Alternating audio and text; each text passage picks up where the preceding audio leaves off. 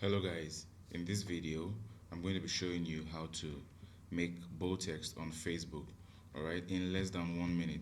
So very quickly, let's go straight into it. We create a new tab, type lingojam.com/bold text generator. Alright, just like that, and then you go there. So it opens two blank pages for you. The normal text goes to the left and the bold text will appear on your right. Alright, so all you have to do is type in how to make bold text on Facebook.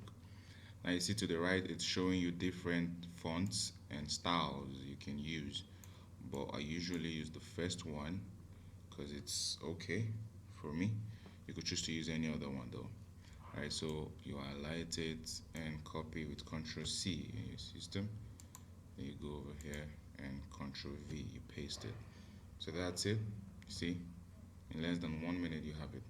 Alright guys, so that will be all for today. I hope you've learned something and you've added value to it. Alright, so please do read the description and the caption to follow me for more.